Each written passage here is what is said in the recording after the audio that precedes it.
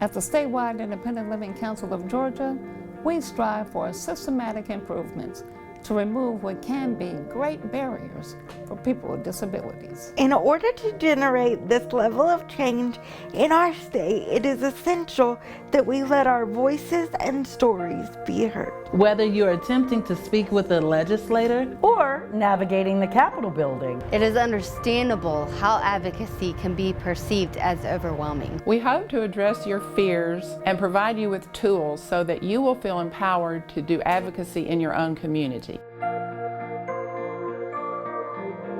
So let's start with the basics. What is advocacy and why do we need to do it? advocacy is speaking for ourselves, not letting other people speak for us. To use your voice. Demanding what we need and sometimes what we want. Advocacy is a process where we promote something we would like to see happen in the world. Oh, I think we start advocating as humans from age 1, 2, 3, and they try to give it negative titles like terrible twos and terrible threes. If you buy something from a store you don't like, take it back. I mean, that's a form of advocacy. Why is it important? Because when we don't speak for ourselves, other people make the decisions. Because the disability community is often the most marginalized community in the world. Many times we're invisible and people don't realize the needs that we have. But here's the thing, accessibility benefits everybody, not just the disability community, it benefits the entire community. But where do you start? With the establishment of your objectives and the gathering of your advocacy allies, the real work of connection can begin. However, we know that the next steps are not a one-size-fits-all model. Each advocate can take a variety of paths according to their needs and skills. Some people's strengths are through letter writing, while others feel more confident making phone calls with pre-written scripts. There's a couple of different ways of getting in touch with your official. One is just show up.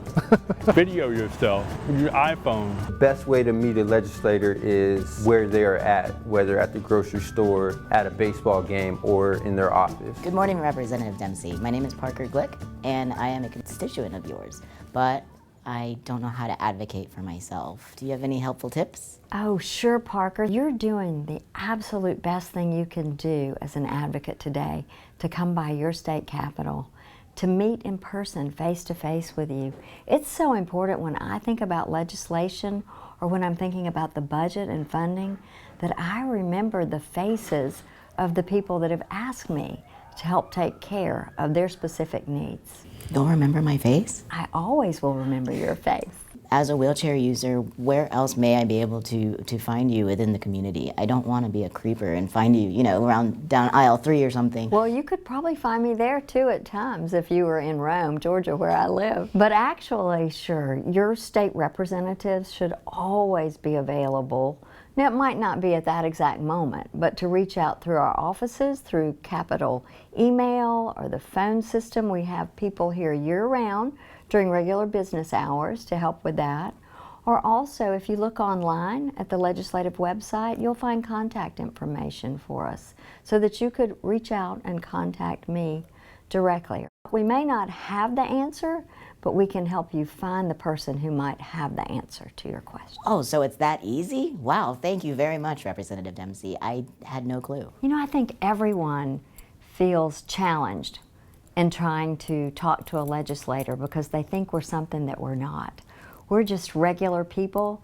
I'm here to try to help each and every chance that I can, whether I'm in my district, whether I'm traveling on behalf of our state, or whether I'm sitting here.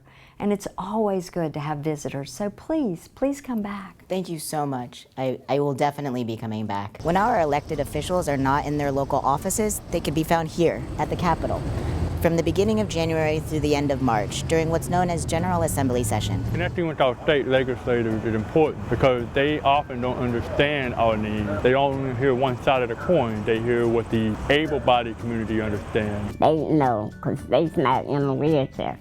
So they don't understand what you go through. But you have to always understand that they are busy people, so you keep it strictly and directly to the point. They are individual, and you call them, and you do what you would do with anyone else, and you say, I have an issue that I need to discuss with you. The advocates that I've had a huge amount of respect for are those who can remain pleasant, strong, but not back down. Find out what they're going to be. Oftentimes there's somewhere in your own community where you live, so you don't have to drive all the way to Atlanta, or you don't have to make that phone call. I think summertime's a good time because that's when the state departments are developing their budget. You definitely want to avoid holidays. You don't want to wait till the end of the year because then you bump up against Thanksgiving and other holidays. But understand the power of your vote. If all of us with disabilities would come together, we would be a very powerful voting bloc. And the only way we're going to get our voices heard if we start voting them out, if they don't listen to us. While everyone's approach to advocacy is different, one thing's for sure, change begins with you.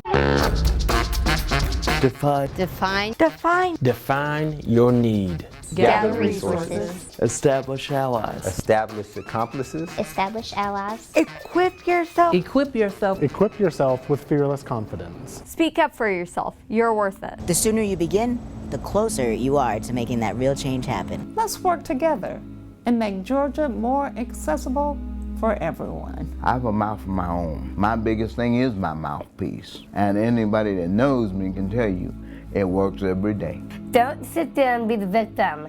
You need to speak up. And have confidence in their ability to say, I don't like that, or this is what I want. I have things that bother me every day, but I gotta keep pushing and I gotta keep believing in what I believe in. Do what you got to do for yourself. Be a fighter. Society don't owe me anything. God gave me enough when he woke me up this morning and told me to go get it. And as I tell people every day, God gave me another chance to get it right. We have a voice. We have power. No person left behind. Whoa, what's happening here? I'm so powerful. Call your local Center for Independent Living. They're your best resources for advocacy, and they can talk you through this. Thank you for taking the time to listen, and I thank you in advance for your advocacy.